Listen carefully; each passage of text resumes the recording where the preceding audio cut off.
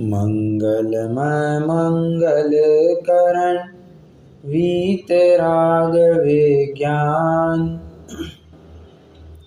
नमो ताहि जात भय अरहंतादि महान। करि मंगल करि हो महा ग्रंथ करन को काज। जात मिलय समाज सब पावै निज पद राज। मिथ्या भाव अभाव तै जो प्रगटै निज भाव। सो जयवंत रहो सदा यही मोक्ष उपाय।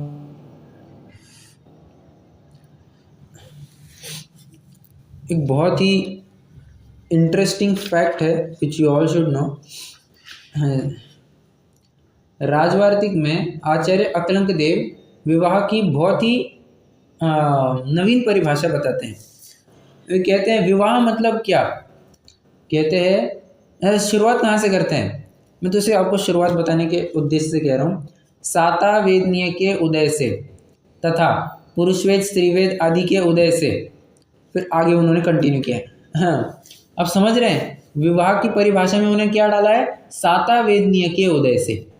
अब ये परिभाषा पढ़ करके, ये परिभाषा सुन करके आपको क्या लगता है, कुछ आपको थोड़ा अटपटापन नजर आ रहा है क्या? विवाह शब्द विवाह शादी, उसमें असाता भी तो हो जाती है कभी कभी। उसमें असाता भी हो जाती है। आप आगे क्या होगा इस अपेक्षा, अच्छा ठीक है वो भी एक सही है, वो भी सही रहेगा। परंतु जिस समय में विवाह हो रहा है, अब जरा विचार कीजिए। हाँ, आपका पॉइंट बिल्कुल सही है, आगे की भी अपेक्षा विचार किया जाता है। परंतु जिस समय में विवाह हो रहा है, शादी हो रही है, सबको लगता है कि यार अच्छा हो रहा है, ठीक है। हाँ, तो इसमें कुछ अटपटा लग रहा है क्या? अटपटापन ऐसा है कि अगर हम कहेंगे कि शादी साता वेदनीय से होती है तो जितने भी ब्रह्मचारी है उनकी असाता वेदनीय का उदय कहना होगा। कितने जनों को समझ में आ रहा है मैं क्या कहना चाह रहा हूँ? जी भैया। हाँ, मतलब कुल मिलाकर के बात इतनी है। हाँ, आचार्य अकलंक देव परिभाषा बताना चाहते हैं, शादी किसे कहते हैं, विवाह किसे कहते हैं, तो साता वेदनीय कर्म के उदय से। अब आप बड़े असमंजस की स्थिति में होंगे कि कैसे कहा इन्होंने, हाँ, साता वेदनीय के उदय से शादी होती है, शादी होती है वो साता वेदनीय के उदय से होती है, जबकि हम प्रत्यक्ष देखते हैं साता के बजाय असाता ज़्यादा होती है। अब कैसे दिया उन्होंने, तो इसमें भी अपेक्षा है, ये चरणानियों की अपेक्षा है। बात ऐसी है, हाँ, कि एक स्त्री है एक पुरुष है, तो शादी होने से पहले उनकी नज़र यहाँ वहाँ भटकती थी, यार ये लड़का वैसा, ये लड़की वैसी, ये लड़का वैसा, ये लड़की वैसी, निरंतर बार बार लगातार नज़र घूमती रहती थी, एक विषय में स्थित नहीं होती थी। अब जैसे ही शादी हो गई, पंचों की साक्षी में ये बता दिया जाता है कि अब he is your legally married spouse, he और शी जो कोई भी है, हाँ, ये आपका पति है, ये आपकी पत्नी है। अब आपको विकार भी सताएगा तो एक व्यक्ति तक ही सीमित रहेगा, बाकियों से विकार हटा करके एक व्यक्ति तक सीमित किया, उस अपेक्षा से वो साता वेदनीय कहा है, ठीक है। जिससे सामाजिक व्यवस्था बनी रहे और तुम भी महापाप में ना चले जाओ, उस अपेक्षा अल्प पाप में ही रहो, उस अपेक्षा से कहा है कि ये साता वेदनीय है, ठीक है। तो उसमें भी अपेक्षा समझनी चाहिए। हाँ, पर फिर एक प्रश्न उपस्थित होना बड़ा स्वाभाविक है, ब्रह्मचारियों के बारे में आपने बात की कि उनके असाता वेदनीय का उदय होगा, तो कैसे बात बैठ नहीं रही है, तो समझना। इसलिए तो अपन कल एक बात कह रहे थे, बार बार कह रहे थे कि it all depends on how you feel. आप उस परिस्थिति में कैसे स्वयं को अनुभव करते हैं उसके ऊपर निर्भर करता है। अब विचार कीजिए, पवनंजय को जरा याद कीजिए, पवनंजय के बारे में क्या हुआ था जब शादी हो रही थी। अब पवनंजय की जब शादी हो रही है और अंजना की शादी, पवनंजय और अंजना की शादी हो रही है, ठीक है। अंजना के भावों को विचार कीजिए और पवनंजय के भावों को विचार कीजिए, किसके साता का उदय कहेंगे और किसके असाता का उदय कहेंगे। घटना सभी को पता है क्या हुआ था।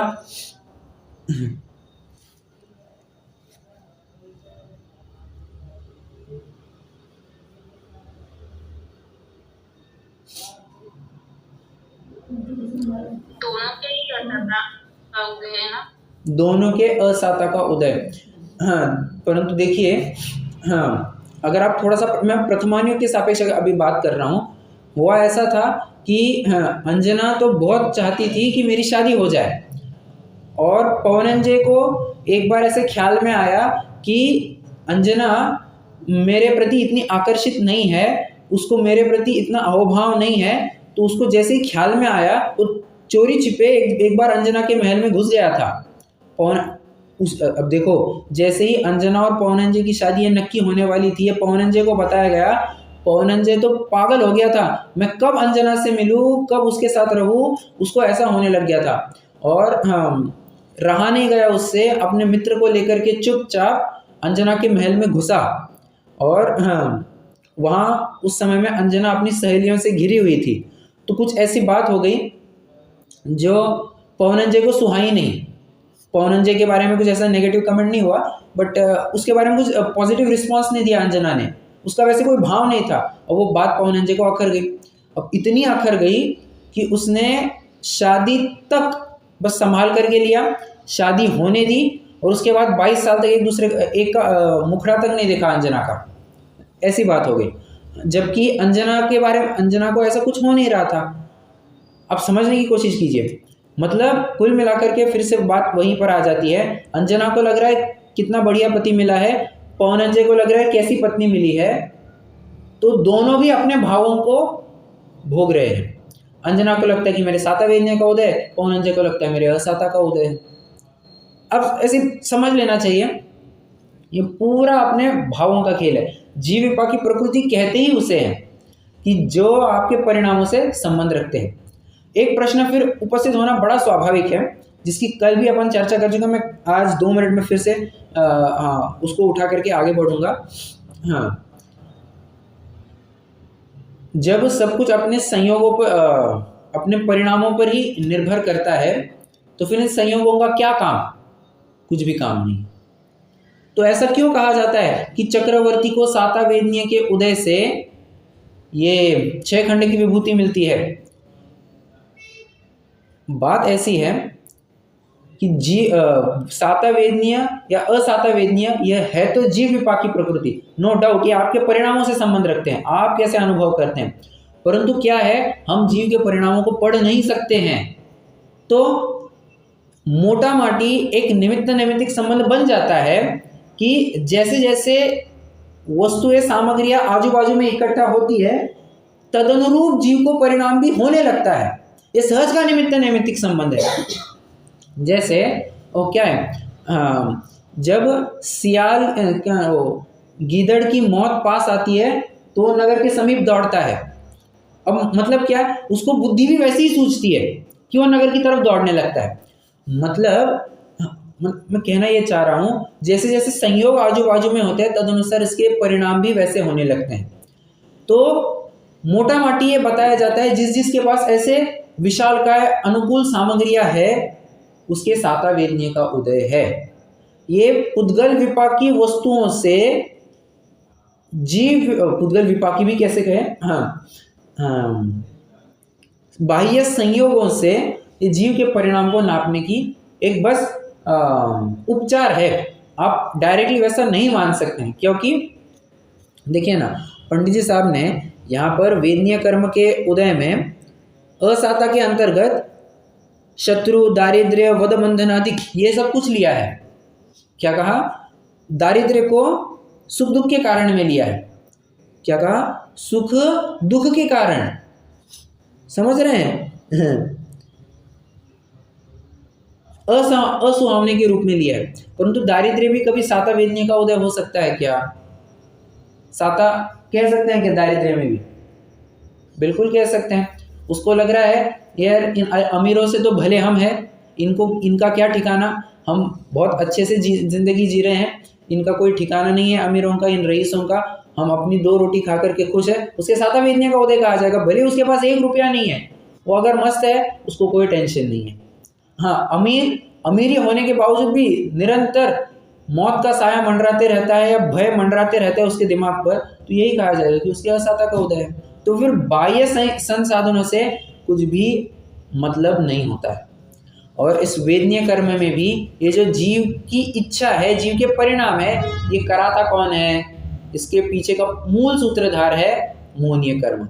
मोहनीय कर्म जैसे जैसे विकारी परिणाम हो, मोहनीय कर्म के वजह से जैसे जैसे विकारी परिणाम होंगे, इस जीव को भी उस अनुसार लगने लगा कि हाँ ये सामग्री इष्ट है, ये सामग्री अनिष्ट है, ये सामग्री में मुझे अच्छा लग रहा है, ये सामग्री में मुझे अच्छा नहीं लग रहा है।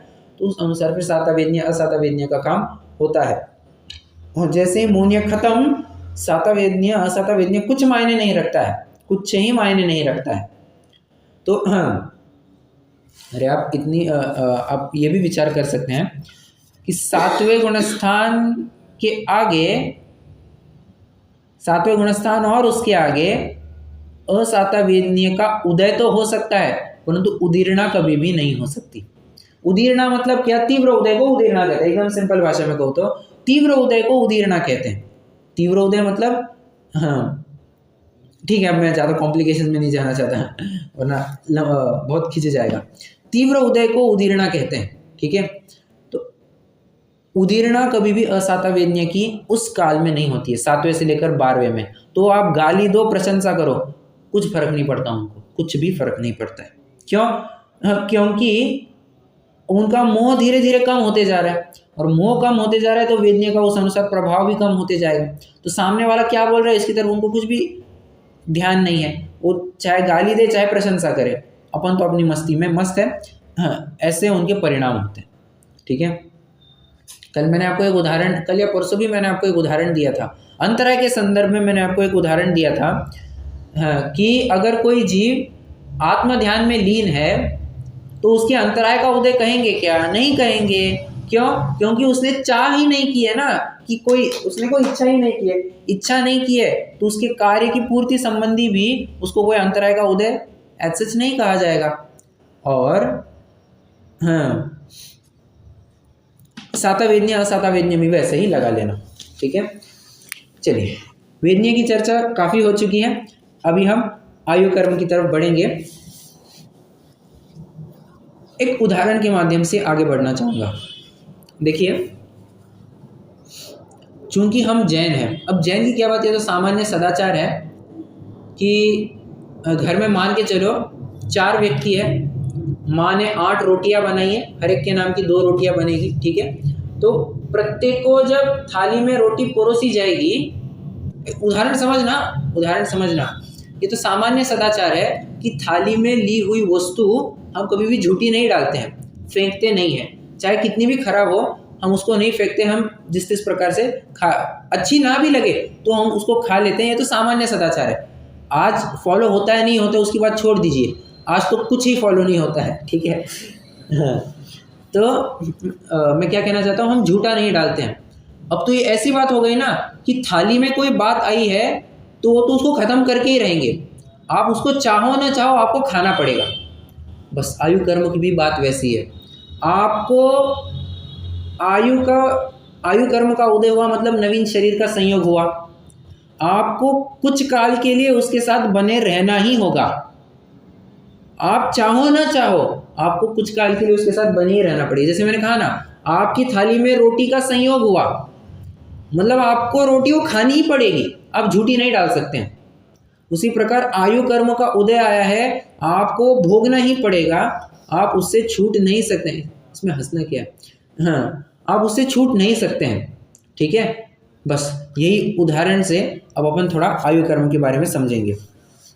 देखिए, एक लाइन पढ़ते हैं, तथा आयु कर्म के उदय से मनुष्यादि पर्यायों की स्थिति रहती है। जब तक आयु का उदय रहता है तब तक अनेक रोगादिक कारण मिलने पर भी शरीर से संबंध नहीं छूटता, तथा जब आयु का उदय न हो तब अनेक उपाय करने पर भी शरीर से संबंध नहीं रहता, उस ही काल आत्मा और शरीर पृथक हो जाते हैं। सिंपल सी बात कह रहे हैं, आयु कर्म से ही तुम्हारा जन्म कहा जाएगा, आयु कर्म से ही तुम्हारे शरीर की स्थिति बनी रहेगी, और आयु कर्म से ही, आयु कर्म के अभाव में ही, आयु कर्म के निमित्त से ही तुम्हारा मरण भी कहा जाएगा, ठीक है। ये पूरे जो जीवन चक्र का खेल है, जीवन चक्र की कह रहा हूँ, एक विशिष्ट भव के बारे में, ये पूरा का पूरा आयु कर्म के निमित्त से होता है। आयु कर्म का उदय हुआ, नवीन आयु कर्म का उदय हुआ, नवीन शरीर की प्राप्ति, और जब तक वो आयु कर्म है तब तक हमारा जीवन चलता है, और जैसे ही आयु कर्म खत्म हुआ वो कॉन्ट्रैक्ट भी खत्म, हम वहाँ से उस शरीर से निकाल दिए जाते हैं। एक बहुत ही सुंदर कथानक आता है, शायद आपने सभी ने सुना वो बात, घटना या कथा सुनी भी होगी। कथा ऐसी है, हाँ, कोई एक राज्य है, बहुत काल्पनिक कथा है परंतु शिक्षा उसमें से बहुत अच्छी मिलती है। हाँ, कोई एक राज्य है जहाँ पर राज्य पद कभी भी इनहेरिटेंस को क्या कहते हैं, एक पैतृक संपत्ति के रूप में कभी भी पास ऑन नहीं की जाती है, जिसे इंग्लिश में इनहेरिटेंस कहते हैं ना। तो अब मेरे पापा राजा थे तो मैं भी राजा हो जाऊंगा, तो वहाँ पर वैसी व्यवस्था नहीं चलती थी। वहाँ पर कोई एक किसी भी व्यक्ति को रैंडमली किसी भी व्यक्ति को चुन लिया जाता था, उसको राज्य गद्दी पर बिठाया जाता था। 5 साल तक उसको यथा योग्य जो मज़े करने दिए जाते थे, जो भोगने हैं, जो राज्य करने वो करने दिया जाता था। 5 साल के लिए उसको राजा बनाया जाता था, परंतु 5 साल जैसे ही खत्म हुए ये नियम था कि उसको उठाया जाएगा, राज्य उससे छीन लिया जाएगा और घनघोर जंगल में जाकर के पटक दिया जाएगा। अब पहले उसको बताया भी जाता था कि देख ये यहाँ तुझे लाया जाएगा, 5 साल के बाद तेरी ऐसी ऐसी व्यवस्था होगी, तुझे 5 साल के बाद यहाँ पर छोड़ दिया जाएगा, उसको सब बताया जाता था। और घनघोर अटवी में खूंखार प्राणियों के अलावा कौन होता है, ना हमारा कोई सहारा। अरे जहाँ पर पेड़ ही इतने घने होते हैं, सूर्य की किरण भी वहाँ से जा नहीं सकती है, तो कैसे अपेक्षा करें कि हम अपना गुजारा वहाँ कर पाएंगे। तो बहुत जितने भी फिर 5 साल तक वहाँ राजा बन करके वहाँ चले जाते थे, उनका मरण हो जाता था। अब खूंखार प्राणी तो खा करके ख़त्म कर देते थे। एक बार ऐसे किसी व्यक्ति को राज्यपद दे दिया गया, उसको पता था कि मुझे राज्य पद मिला है, वो 5 साल तक का कॉन्ट्रैक्ट है और 5 साल के पहले मैं छूट भी नहीं सकता हूँ, ये भी एक नियम था। आपको 5 साल मतलब 5 साल तो करना ही करना है। तो उसने किया क्या, उसने ये विचार किया 5 साल के बाद मुझे जहाँ पर फेंका जाएगा मुझे वहाँ ले जाया जाए, अभी ले जाया जाए, क्योंकि मैं राजा हूँ, मेरे साथ सभी सैनिक वगैरह होंगे, तो मुझे अभी तो कोई खतरा नहीं है। तो उसने देखा कि वो यहाँ पर ऐसी व्यवस्था है, आजू बाजू में पानी की व्यवस्था कहाँ है, आजू बाजू में कोई थोड़ी सी फ्री एरिया है क्या। तो उसने सब देख दाख करके वहाँ पर एक 5 साल में अथक प्रयास से एक वहाँ पर घर खड़ा कर दिया अपना। और जैसे ही 5 साल पूरे हुए, नियम था उसे राज्य पद छीन लिया जाएगा और उसको जंगल में पटक दिया जाएगा। परंतु भूलना नहीं कि उसके पास अपना घर है, अभी उसने तो घर बना करके रखा है। तो आराम से वो घनघोर अटवी में जब पटक दिया गया, उसको टेंशन लेने की बात नहीं है, वो अपने घर में रह गया। मतलब विचार कीजिए, हाँ, मैं सिद्धांत ये घटित करना चाहता हूँ, आयु कर्म का उदय हुआ है मतलब वहाँ पर वो राज्य पद मिला है, ठीक है। 5 साल तक तो आपको बना ही रहना पड़ेगा, आप चाहो ना चाहो आपको 5 साल तक राज्य पद मिलेगा। उसी प्रकार आयु कर्म का जब तक उदय शरीर के साथ संयोग बना ही रहेगा। और जैसे ही 5 साल खत्म हुए, तुम और रहना चाहो ना चाहो, तुमको तो जंगल में पटक दिया जाएगा। उसी प्रकार आयु कर्म जब खत्म होने को होगा, आयु पूरी होने को होगी, तो तुम और जिंदा रहना चाहो ना चाहो, तुम्हारा ये शरीर तो छूट ही जाएगा। तो निष्कर्ष क्या निकलता है, जितनी आयु मिली है उसको यथायोग्य प्रयोग करो। अगर आयु का दुरुपयोग करेंगे तो फिर अगली आयु खराब निकलेगी, अगली आयु खराब निकली तो उसकी अगली आयु और खराब निकलेगी। तो इस प्रकार से साइकिल चलती रहती है। जब भी आयु कर्म की बात आती है ना, हर प्रकार से 12 भावनाओं की बातें आ ही जाती है। अनित्य कहो, अशरण कहो और बोधि दुर्लभ कहो, संसार भावना कहो, सब प्रकार की भावना यहाँ पर आ जाती है। यहाँ पर जिक्र भी किया जाएगा, ठीक है, क्योंकि जीवन मरण ये सब बातें इन्हीं से तो संबंधित है। अब विचार कीजिए ना, हाँ, क्या है, जैसे पंडित साहब भी अभी कह रहे हैं कि जब किसी की आयु होगी तब रोगादि हो, कोई मारना भी चाहे तो मरता नहीं है, और जब आयु खत्म होनी होगी तो कोई बचाना भी चाहे तो बच सकता नहीं है, वो किसी भी हालत में मर ही जाएगा। हम प्रत्यक्ष रूप से कितना ही देखते हैं। हाँ, जाको रखे साइया, लोक में कहावत चलती है, लोक में छंद चलता है, जाको रखे साइया मार सके ना कोई, बाल न बांका कर सके जो जग बैरी होई। कितना भी बड़ा बैरी क्यों ना हो, वो बाल बांका नहीं कर सकते, उसको जितनी आयु है वो जी कर के ही रहेगा। हाँ, उदाहरण दीजिए प्रथमानियों का। एक बैरी था जो किसी बच्चे को मार डालना चाहता था। उस बच्चे को उसने बहुत बड़े पत्थर के नीचे दबा दिया, परंतु बच्चा तो बच गया। उदाहरण प्रथमानियों का।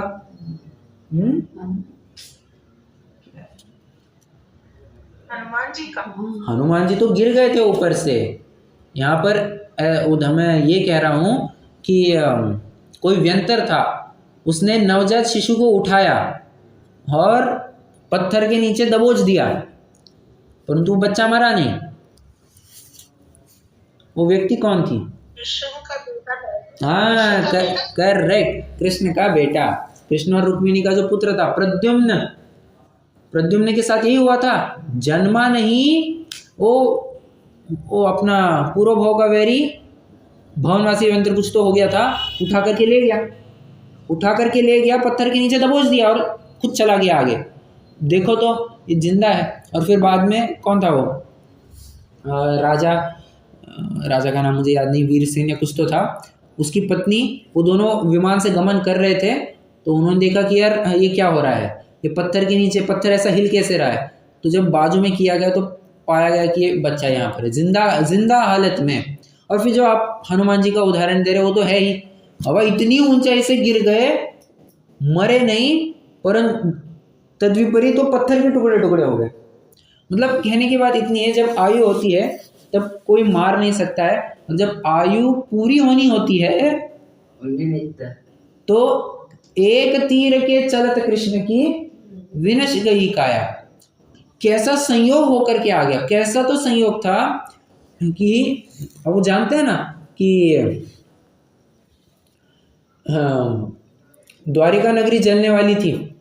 ये 12 साल पहले ही नेमिनाथ भगवान ने अपने समशरण में अपनी दिव्य ध्वनि के माध्यम से ये बात आ गई थी, तो 12 साल बाद ये द्वारिका नगरी जल करके खाक होने वाली है। फिर कृष्ण की मृत्यु किसके निमित्त से होगी, ये भी पूछा गया। उत्तर में पाया गया उसी का चचेरा भाई था, जरद कुमार, तो प्रतिनारायण। कृष्ण की मृत्यु किसके निमित्त से होगी? कृष्ण की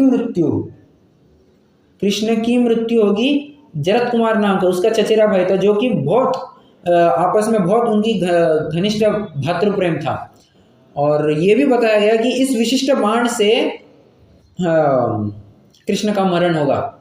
तो क्या किया जरद कुमार ने? अब सभी जन अपने काम में जुट गए। अब होनी को कौन टाल सकता है, परंतु फिर भी सभी ने सोचा चलो आजमाते हैं, अगर इसको टाल दिया जाए तो। जरद कुमार ने क्या किया, जिस बाण से कहा गया था कि इस बाण से मर जाएगा, वो बाण उसने फेंक दिया समंदर में। वो समंदर में फेंक दिया, हाँ, तो क्या हो गया वो, हाँ, समंदर में फेंक दिया। कुछ काल बाद वो किसी मछली ने निगल लिया उसको। मछुआरे ने बाद में उस मछली को पकड़ा, तो मछली को पकड़कर जब मछली को काटा उसने, उसके पेट में से वो बाण निकला। वो मछुआरे ने वो किसी भील को गिफ्ट कर दिया। उस भील ने आगे जाकर के किसी सेठ को वो तोहफा दे दिया। उस सेठ ने आगे जाकर के मंत्री को तोहफा दिया, और मंत्री ने आगे जाकर के वो जरद कुमार को तोहफा दे दिया, वही बाण। और मतलब मैं आपको सीक्वेंस बता रहा हूँ, थोड़ा आगे पीछे भी हो गया होगा। तो ऐसे करते करते वही बाण 12 साल बाद बराबर जरद कुमार के हाथ में था। अब जरद कुमार को थोड़ी नहीं पता है कि ये वही वाला बाण है। उसने सोचा कि यार ये तो अब मैंने डाल दिया समंदर में, तो खत्म हो गया होगा। घूमते घूमते वही बाण आ गया उसके पास में। और संयोग भी देखो, 12 साल बाद द्वारिका नगरी जल कर खाक हो गई थी। जंगल में दर दर की ठोकर खा रहे दोनों भाई, कौन? कृष्ण और बलदेव। दोनों भी खा रहे दर दर की ठोकर। कृष्ण को बहुत प्यास लगी, वृक्ष की छाया में जरा विश्राम कर रहे हैं। बड़े भाई जरा पानी लेकर के आ रहे हैं।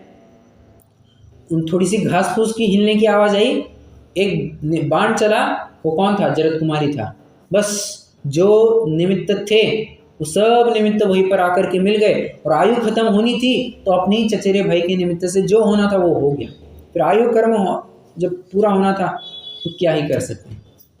मतलब हाँ, जितने भी प्रयास किए जाते हैं कि डॉक्टर बचाएंगे, डॉक्टर ये करेंगे, डॉक्टर तुम्हें इलाज देंगे, कुछ नहीं होता है। अगर आयु होगी तो जिंदा रहेगा, आयु नहीं होगी, by taking best of the treatments वो नहीं बचता है। फिर एक सामान्य दवा से भी आदमी मर सकता है, दवा लेने से आदमी मर सकता है, ऐसा भी संभव है। और दवा ना लेकर के भी आदमी अच्छे से जिंदा रह सकता है। कितनी भी बातें, कितनी घटनाएं आती है आयु कर्म के बारे में, इतनी विचित्रता है, इतनी विचित्रता है। हम कोई क्या कहना चाहिए, एक स्पेसिफिक पैरामीटर सेट ही नहीं कर सकते हैं कि इस ऐसा ऐसा होगा तो ऐसी ऐसी बातें आयु कर्म के संदर्भ में पाई जाएगी। नहीं, प्रत्येक की आयु अपनी अलग है, और वो व्यक्ति कैसे जिंदा रहेगा ये तुम मत पूछो। उतने काल के लिए वो जिंदा रहेगा, फिर कैसे भी करके वो जिंदा में रहेगा, फिर चाहे कोमा में क्यों ना हो, उसकी आयु चल रही है ना, वो जिंदा रहेगा। समझना। अरे एक बीच में वो शराब पी करके भी जिंदा रह सकते हैं, 100 साल जिंदा रह सकता है। क्या जानते हैं, बीच में बहुत टाइम हो गया, एक 7-8 साल हो गए होंगे, मैंने घटना पढ़ी थी पेपर में कि फॉरेन का कोई एक व्यक्ति है। अब फॉरेन में तो शराबी क्या कबाबी क्या और शराबी क्या, पूरा वही धंधा चलता है। हाँ, सभी उसी प्रकार के पाए जाते हैं। खैर, मुझे तो ये कहना है कि एक व्यक्ति था 106 साल का, जो शायद पानी पीता ही नहीं था, पानी के बजाय मात्र शराब पीता था, और 106 साल जिंदा रहा। और पता नहीं वो अभी जिंदा है नहीं है, आई डोंट नो, बट उस समय में तो उसकी घटना आई थी, पेपर में आई थी, 106 साल जिंदा है और शराब पीता है, खूब दबा करके शराब पीता है वो। अब हम तो कहते हैं यार शराब पीने से इसका लीवर खराब हो जाएगा, इसकी सब किडनी वगैरह फेल हो जाएगी, इसका दिमाग काम करना बंद कर देगा, कितनी कुछ बातें कहते हैं। ये तो 106 साल जी रहा है, इसका मतलब क्या, पूरा आयु का मतलब कहने का निष्कर्ष इतना ही है, पूरा आयु कर्म के ऊपर निर्भर करता है। और जब किसी को अगर मरना ही है तो कितने भी बड़े अस्पताल में लेकर के जाओ, वो मर करके ही रहेगा। कोई भी आंख उठा करके कोई भी घटना लीजिए आप, आंख उठा करके,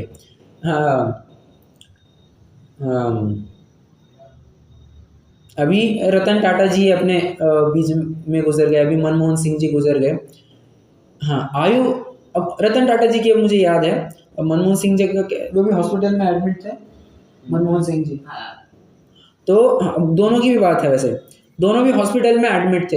अब जब आयु पूरी होनी थी, वो तो ट्रीटमेंट ले रहे हैं ना, भले आदमी ट्रीटमेंट ले रहे हैं तो जिंदा रहना चाहिए ना।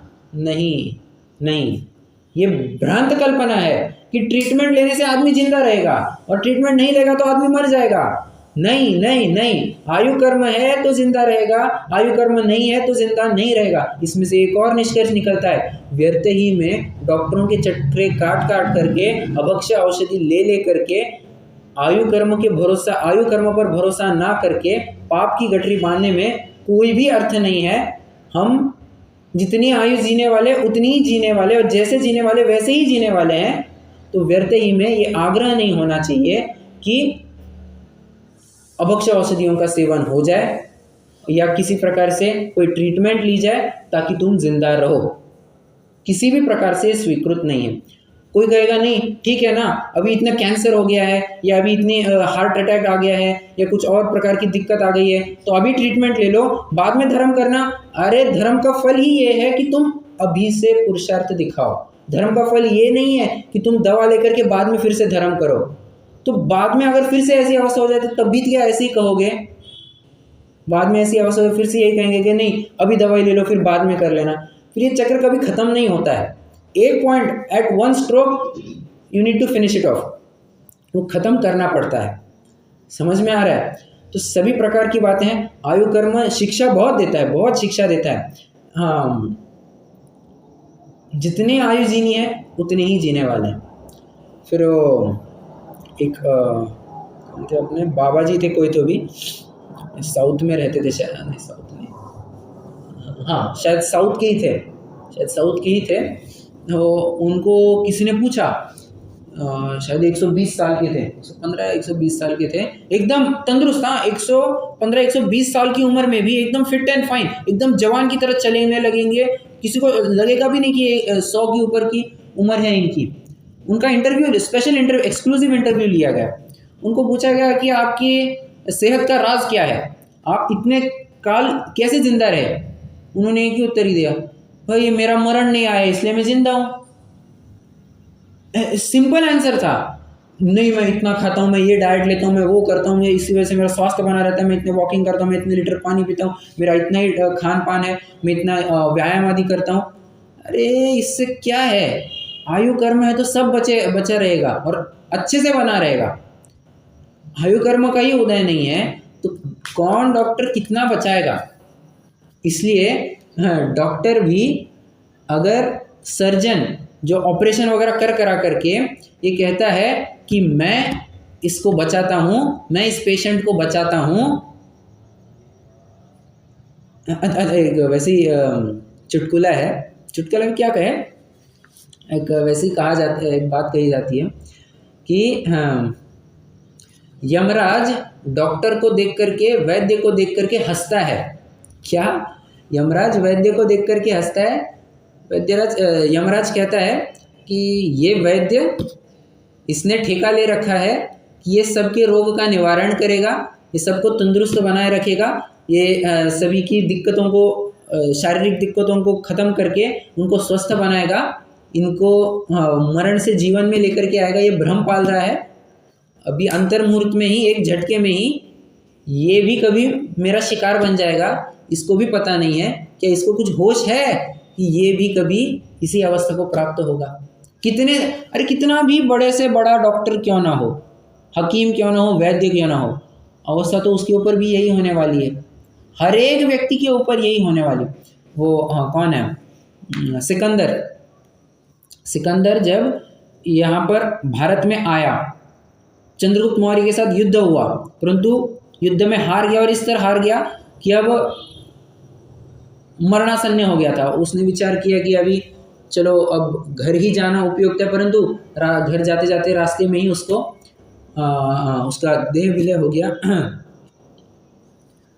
वहाँ पर सिकंदर के कुछ फरमान है। और सिकंदर जब हार गया था युद्ध, शायद उस समय में उसका जैन मुनि के साथ समागम हुआ था। जैन मुनि ने उसको उपदेश दिया था, अपने दिगंबर संत ने उसको उपदेश दिया, उससे वो बहुत प्रभावित हो गया। और फिर बाद में उसने कुछ फरमान लिखे, वैसे उसने कुछ फारसी या कुछ अरबी भाषा में कहा होगा, उर्दू भाषा में कहा होगा, गुजराती में उसके किसी कवि ने फरमान लिखे हैं। वहाँ पर एक फरमान बहुत अच्छा आता है, मारा वदा वैदो हकीमो ने अही वो लावजो पाछड़ रहे, नहीं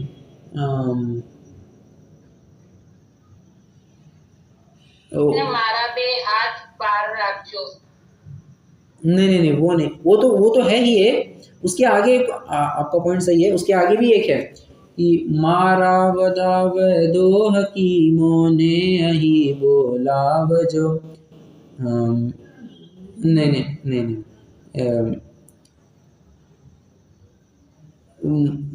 तेना खंदे उपड़ा वजो, ऐसा आगे कहते हैं। એમને મારી સાથે પાછળ લઈ જાઓ। हाँ, पाछड़ नहीं, वहाँ पर तो ये मारे खंदे उपड़ाओ जो कहते हैं, मेरी जब अर्थी निकाली जाएगी तब मुझे इन हकीमों के कंधों पर रखना। मतलब कंधा देते हैं ना, 4 जन कंधा देते हैं, तो हकीम और वैद्य को कहना कि मुझे कंधा दे, मेरी शव को कंधा दे। क्यों? पूरे जगत को पता चलना चाहिए कि वैद्य और हकीम भी कभी बचाने में समर्थ नहीं है।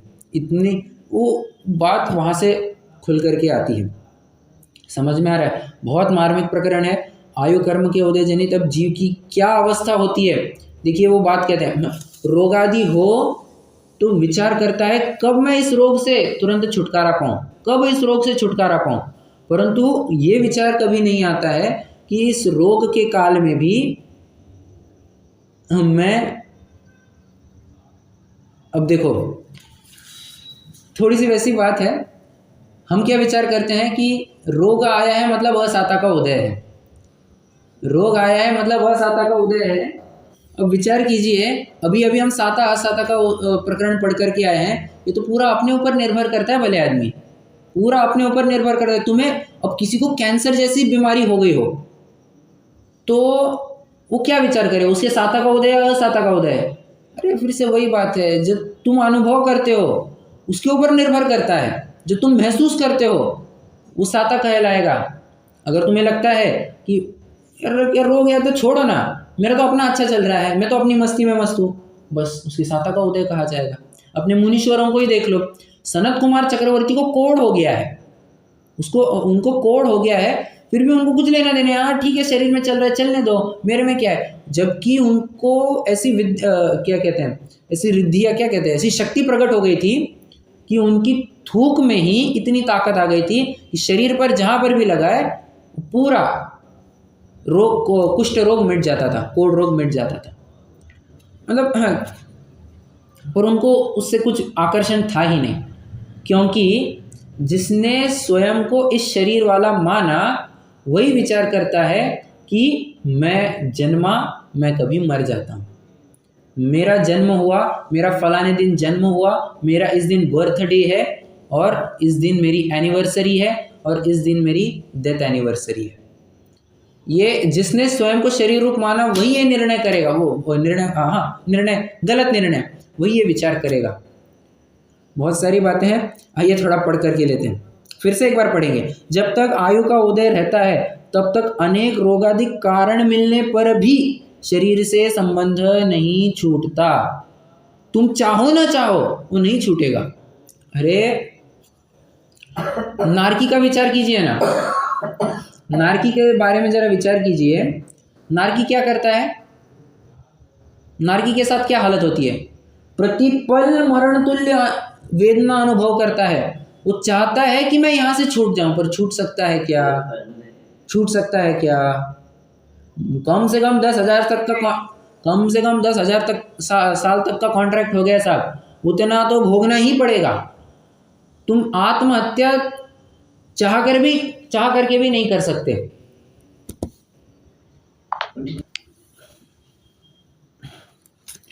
तथा जब आयु का उदय न हो तब अनेक उपाय करने पर भी शरीर से संबंध नहीं रहता, उस ही काल आत्मा और शरीर पृथक हो जाते हैं, उसी काल आत्मा और शरीर पृथक हो जाते हैं। इस संसार में आगे पढ़ते हैं, जन्म जीवन मरण का कारण आयु कर्म ही है। जब नवीन आयु का उदय होता है तब नवीन पर्याय में जन्म होता है। एक बहुत सुंदर बात आती है, change of dress and address is death. क्या कहा?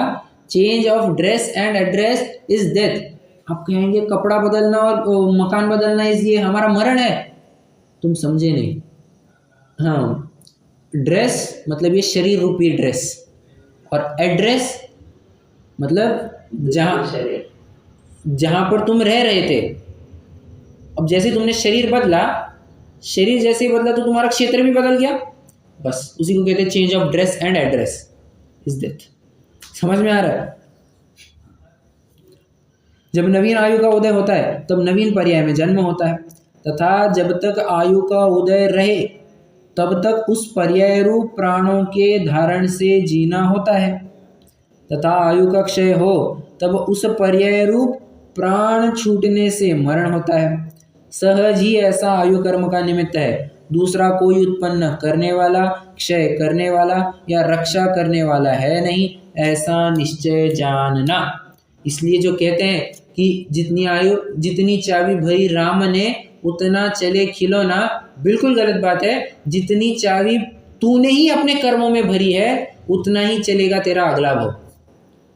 हाँ, आपने अगर बांधी ही 70-80 साल की आयु है, अपने पूर्व भव में अवश्य आपने देखो, आयु कर्म का बंध कभी भी वर्तमान भव में नहीं होता है, वर्तमान आयु का बंध कभी भी वर्तमान भव में नहीं होता है, वो तो पहले ही भव में होता है, ये तो नियम है बराबर। तो हम सभी ने मान के चलिए 60, 70, 80 जितनी की भी आयु बांधी होगी, हमने ही भरी है, हमने ही बनाई है, बांधी है ना वो, तो अब हमको ही भोगना पड़ेगा। तो कोई आकर के थोड़ा इंक्रीमेंट दे दे, थोड़ा बोनस दे देवे, संभव नहीं है। या तेरे पाप बहुत हो गए हैं, या तेरी थोड़ी आयु कम कर दे, ऐसा नहीं है। या तू बहुत अच्छा काम कर रहा है, थोड़ा सा और एक्सटेंड कर देते हैं, तेरी रक्षा करते हैं, ऐसा भी नहीं है। अरे कितनी तो भी घटनाएं देखने में आती है, अच्छा काम करने वाले तो जल्दी निकल जाते हैं, जल्दी मर जाते हैं, बुरा काम करने वाले लंबे काल तक बने रहते हैं। उदाहरण, औरंगजेब 90 साल तक, 90 वर्ष की उम्र थी उसकी जब वो उसका देह विलय हुआ। और तद्विपरीत शिवाजी महाराज की अगर आप बात करेंगे, उनकी कुल आयु 50 वर्ष थी, सिर्फ 50 वर्ष। मतलब विचार कीजिए, मतलब जो लोग में इतिहास में बताया जाता है कि वे स्वराज्य की स्थापना कर रहे थे, एक अपना गुलामी में नहीं रहना चाहते, एक स्वतंत्र राष्ट्र की स्थापना कर रहे थे। तो उस केस में एक प्रकार से इतिहास की दृष्टि से देखा जाए तो वो जुल्म सहना नहीं चाहते थे, वो अच्छा काम कर रहे थे। अच्छा काम करने वाले 50 साल में निपट गए, और औरंगजेब जो कि 90 साल तक जिया। अरे यहाँ तक कि औरंगजेब के सामने ही शिवाजी महाराज गुजर गए, उसके कुछ काल बाद उनका पुत्र संभाजी महाराज भी गुजर गए, औरंगजेब अभी भी जिंदा है। मतलब ऐसी बातें होती है। आयु का पूरा खेल है, पूरा आयु का खेल है, इसलिए कोई मुझे बचाएगा, कोई मुझे मार सकता है, संभव ही नहीं। ये समय सर की कुछ गाथा है, शायद ये बंध अधिकार की होनी चाहिए, राइट, बंध अधिकार की गाथा होनी चाहिए। 4 गाथा है, मरदुव जियदुव जीवो, हाँ नहीं, क्या है वो, मैं मारता हूँ अन्य को या मुझे मारे अन्य जन, यह मान्यता अज्ञान है जिनवर कहे है भव्य जन। एक और, मैं हूँ बचाता अन्य को, मुझको बचावे अन्य जन, यह भी मान्यता अज्ञान है जिनवर कहे है भव्य जन। मतलब कुल मिलाकर के तू ना किसी को मार सकता है, ना ही किसी को जिला सकता है, क्योंकि प्रत्येक वस्तु का जीना मरना ये उसके आयु कर्म के अधीन है। समझ में आ रहा है? एक उदाहरण अभी याद आया, कहने वाला था।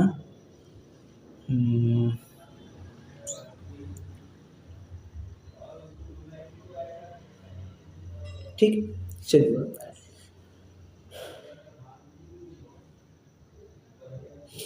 हाँ, एक बात और मैं कहाँ से बात आ गई, जितनी चाबी भरी हमने, मैं वहाँ से कुछ बहुत और बात कहने वाला था।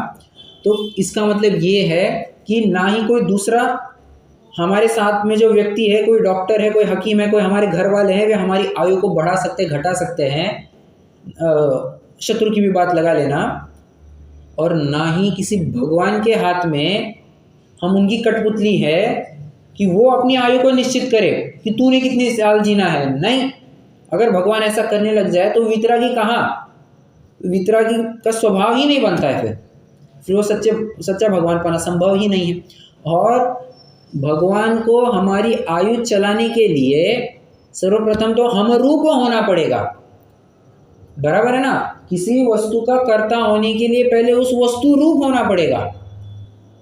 बाई को अगर रोटी बनानी है तो बाई को आटे रूप गूंथा जाना पड़ेगा, फिर बेला जाना पड़ेगा, तवे पर सिकना पड़ेगा, तब जाकर के बाई रोटी की कर्ता होती, रोटी की वास्तविक कर्ता तो वो गेहूं है। समझ में आ रहा है? उसी प्रकार अगर भगवान भी हमारा कुछ करता होता तो भगवान को हम रूप होना पड़ता। मतलब क्या, भगवान को अपनी सत्ता का अभाव करना पड़ता, उसको अपनी सत्ता को छोड़ना पड़ता। जो कि भगवान क्यों चाहेगा कि मैं अपनी सत्ता छोड़ूं? स्वयं सभी की सत्ता के मालिक है, और कोई वस्तु या व्यक्ति नहीं चाहती है कि मैं अपना मैं स्वतंत्र इकाई हूँ, अपनी सत्ता को छोड़ करके किसी और में मर्ज हो जाऊं, ये कोई नहीं चाहता है। ठीक है, अब उदाहरण देते हैं। तथा जैसे कोई नवीन वस्त्र पहनता है, कुछ काल तक पहने रहता है, फिर उसको छोड़ करके अन्य वस्त्र पहनता है, उसी प्रकार जीव नवीन शरीर धारण करता है, कुछ काल तक धारण किए रहता है, फिर उसको छोड़कर अन्य शरीर धारण करता है। बस सेम बात है, सेम प्रोसेस है। इसीलिए शरीर संबंध की अपेक्षा जन्माधिक है। जीव जन्मादि रहित नित्य ही है, तथापि मोही जीव को अतीत अनागत का विचार नहीं है, इसलिए प्राप्त पर्याय मात्र ही अपनी स्थिति मानकर पर्याय संबंधी कार्यों में ही तत्पर हो रहा है। यहाँ पर एक प्रकार से रेफरेंस दिया जा रहा है तत्वार सूत्र अध्याय 1 32वां सूत्र, सदसतोर विशेषाद्य दृक्षोपलब्धेर उन्मत्तवत्, सत असत का विवेक होता है नहीं और उन्मत्त की भांति चेष्टा करता है। उन्मत्त की भांति कहते हैं कि ये वस्तु मेरी, वो वस्तु मेरी, मैं इस वस्तु का करता, मैं उस वस्तु का करता, ऐसी उन्मत्त की। और शब्द भी वही प्रयोग किया है ना, मोही जीव को अतीत अनागत का विचार नहीं है। अतीत अनागत का विचार नहीं है मतलब अतीत जो हो चुका है, अनागत जो आने वाला है, उसको पता ही नहीं है कि मैं अनादि से हूँ, उसको पता ही नहीं है कि मैं अनंत काल तक रहूंगा। उसने तो इस शरीर मात्र सिर्फ अपनी हयाती मान रखी है। और अगर कोई सिर्फ इतना माने कि इसके पहले क्या था मुझे क्या पता, इसके पहले मेरा क्या था मुझे क्या पता, और इसके बाद में मेरा क्या होगा मुझे क्या पता, इसलिए आज जैसे है वैसे चैन से जियो, आनंद से जियो, ये भी गलत बात है। क्यों? फिर यहाँ चार्वाक मत खड़ा हो जाएगा। वो तो यही मानता है कि भस्मीभूतस्य देहस्य पुनरागमनम कुतः, तुम फिर से थोड़ी ना लौट आने वाले हो, तो अभी जितनी मजा करनी है, मौज मजा करनी है कर लो। ऐसे तो चार्वाक मत कहता है, भोग प्रधान संस्कृति है चार्वाक मत।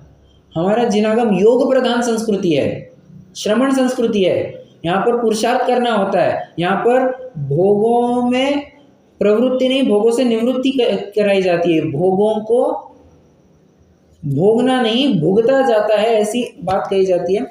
हाँ, तो कहना मैं ये चाहता हूँ कि वो अतीत अनागत का विचार नहीं करता है। वो विचार नहीं करता है कि मैं अनादि से हूँ, अनंत काल तक बना रहूंगा, मेरी सत्ता तो वैसी की वैसी है। ये तो नवीन शरीर का संयोग मात्र हुआ। देखो देखो ऊपर उदाहरण दिया था ना कि नवीन वस्त्र पहनता है, कुछ काल तक पहने रहता है, फिर बाद में उसको उतार कर अन्य वस्त्र पहनता है। प्रश्न है मेरा, बदला सिर्फ वो वस्त्र है, व्यक्ति बदला है क्या? उदाहरण में वो व्यक्ति बदला है क्या?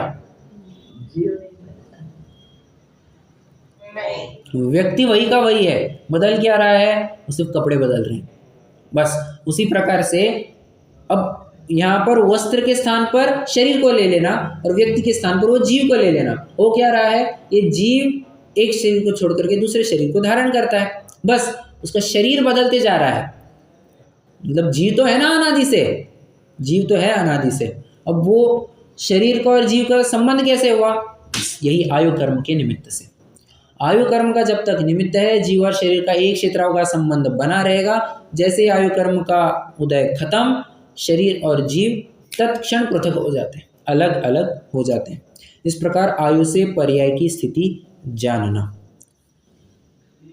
थोड़ा छोटा प्रकरण था परंतु बहुत मार्मिक प्रकरण था। इसमें पूरा अध्यात्म समाया हुआ है। और देखिए ना, यहाँ पर भी एक बात कही है, जीव जन्मादि रहित नित्य ही है। ये नित्य ही है, इसको किसी ने बनाया नहीं है। ये नित्य है मतलब अनादिकाल से चलते आ रहा है, अनंत काल तक बना रहेगा। इसके अनादि अनंत पने में कोई हस्तक्षेप नहीं कर सकता, कोई इंटरफियर नहीं कर सकता, और साथ ही साथ ये किसी और के अनादि अनंत पने में हस्तक्षेप नहीं कर सकता। प्रत्येक वस्तु की अपनी स्वतंत्रता है। प्रत्येक वस्तु स्वातंत्र का जय घोष क्या कहते हैं?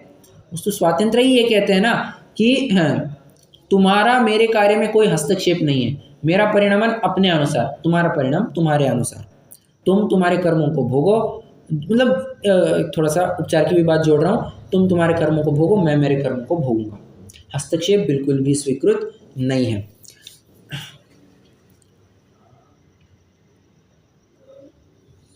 चलिए रुकते हैं, कोई प्रश्न हो तो पूछ सकते हैं। हाँ, मैंने वो ग्रुप पर डाल दिया, कितने जनों ने देखा वो हुंडा सर पे निकाल का?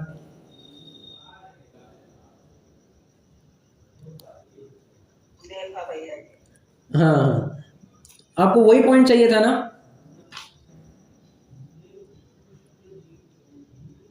नहीं, मैं तो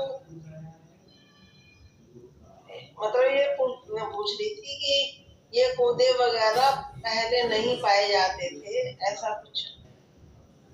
हाँ, तो सब ये नहीं मानते ना कि जैन ही मत था पहले, ऐसा मानने को स्वीकार ही नहीं करते आज के लोग ना। तो वही तो जैनी मत था, तो उसी के लिए तो फिर ये कहा, देखिए ना टाइटल भी क्या है, हुंडा और सिरपी निकाल। और हुंडा और सिरपी निकाल से क्या क्या दोष पाए गए हैं, ये वो कुछ 14 पॉइंट दिए वहाँ पर। तो उसमें से 11वां पॉइंट तो वही है ना कि इस हुंडा और सिरपी निकाल में फिर ये कुलिंगी आदि पाए जाते हैं। ये हुंडा और सिरपी निकाल की ही विशेषता है। मतलब अनुशेष न्याय से हम ये कह सकते हैं कि जब हुंडा और सिरपी निकाल नहीं होता है तब ऐसी व्यवस्था नहीं होती है। समझ में आ रहा है? आप प्रूव ऐसे कीजिए। हाँ नहीं, मेरे को तो समझ में आ रहा है। ओके ओके, मेरे को तो समझ में आ रहा है। ठीक है, ठीक है, जब आएगा पिछला काल कोशिश करेंगे। चलेगा चलेगा।